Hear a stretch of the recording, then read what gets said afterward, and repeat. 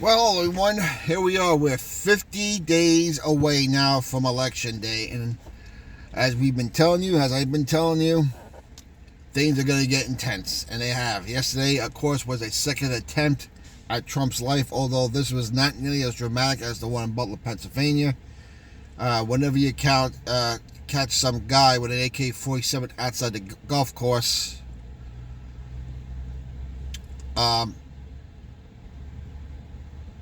firing AK rounds, it is something to be concerned about. Now, the shooter is a guy named Ryan Ruth, who was pretty psychotic when it came to his pro-Ukraine messaging, was urging people, wanting to pay people to go over and fight for the Ukrainians. I think $1,200. Okay, yeah. You can make more in Uber in a week than you can go where they are fighting. But this is how crazy this guy was. And he also recently traveled there. And I'm sure you're going to find out.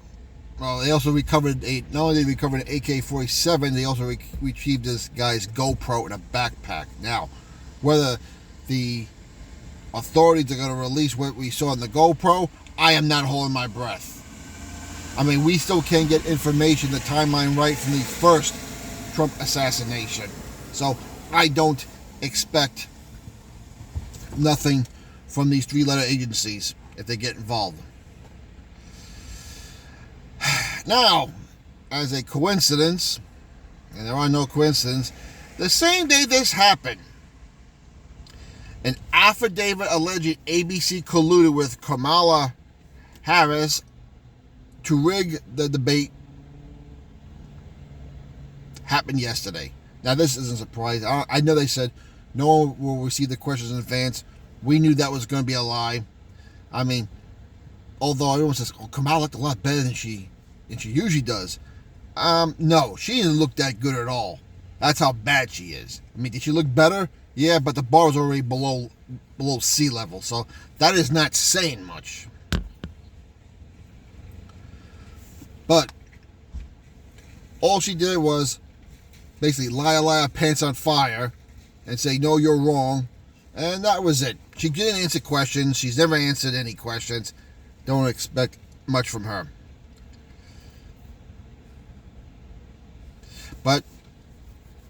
And now there is a rumor saying that the person, the whistleblower, this whole thing, supposedly died in a car accident. Now, I'm still looking for that one.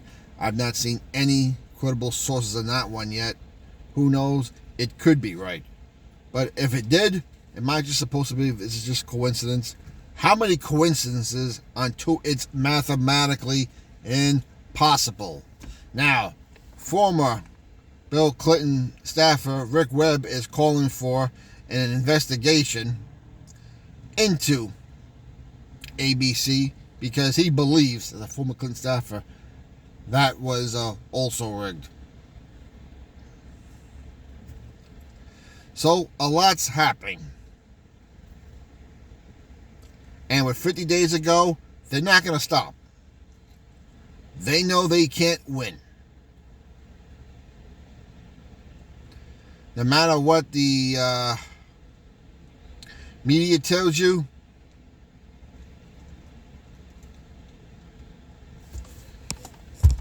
they know the raw polls. They won't tell their supporters that. They won't tell in the media, but the raw polls say Trump is winning big everywhere.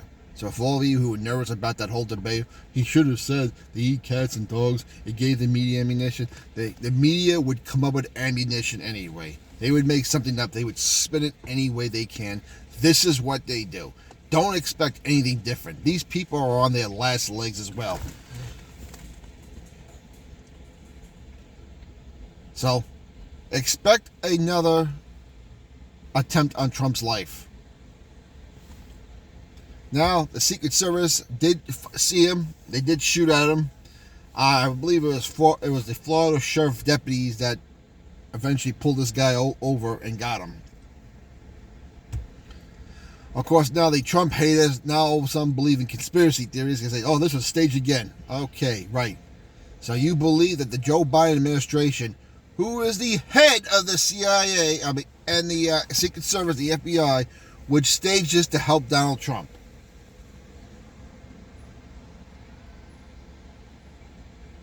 And you call us conspiracy theorists.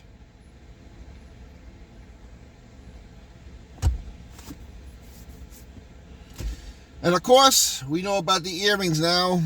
The earrings that Kamala Harris wore during the debate from the Nova Corporation, which the Nova Corporation is saying, yep, that's their product. And Miss Davis, the moderator, who happened to be Kamala Harris's sorority sister in college, of course, no conflict of interest there. Oh, I didn't think it was a big deal. I didn't think I needed to disclose that. Was also wearing the same type of earrings. Who knows what they were being told? Who knows what they were being said? And by the way, all their fact checks on Donald Trump were not fact checks. They were designed to throw him off key because they've been fact checked themselves, and most of their fact checks have been debunked, if not all of them. Now Kamala wants another debate because she knows that that debate actually made her look worse. Donald Trump got to point out the other day, and with the second attempt on his life, his poll ratings are only going to go up even higher. But 50 days ago, I am still expecting that 9/11 type attack, which they're going to say is either done by the Chinese, the Russians, or the Iranians. Because as we saw last week, Maragon says we're tracking these Russians as possible interference. Do you notice that whenever a Democrat's in office, whether it's Obama or Biden, we have trouble with Russian interference on elections? But when Trump was president, we had the safest elections ever. So what the Democrats are basically telling you is, elections are only safe when a Republican is in office, whether they want to admit it or not. And then you gotta say, well, I guess Joe Biden failed at doing his job. Barack Obama failed at doing his job because Hillary Clinton still says it was stolen, even though the FEC fined her $250,000 for the fake dossier. Hey, why let facts ruin a good story, right? So this is where we are. 50 days left to go. Comments down below. What's your opinion like to know? Pray for Donald Trump. Pray for J.D. Vance. And I wonder if there's going to be a vice presidential debate. I would like to see a debate between J.D. Vance and Walz. I don't think they'd do it because Walz would get the floor wiped with his sorry ass. But keep the country in prayer. It's going to get nasty, folks.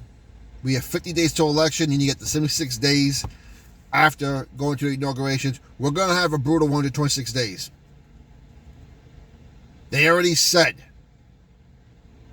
we won't certify the elections if Donald Trump wins.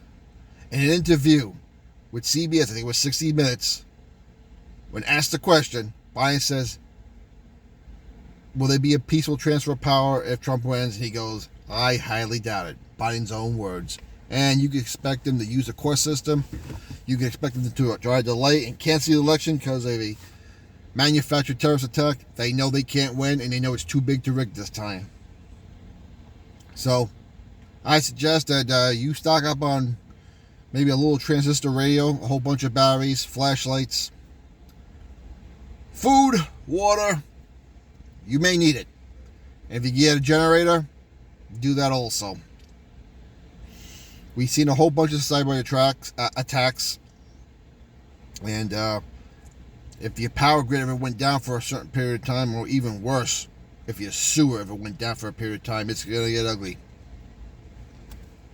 Just saying. Be prepared, everyone. Comments down below. Keep the country in prayer. God bless you all. We'll talk to you later.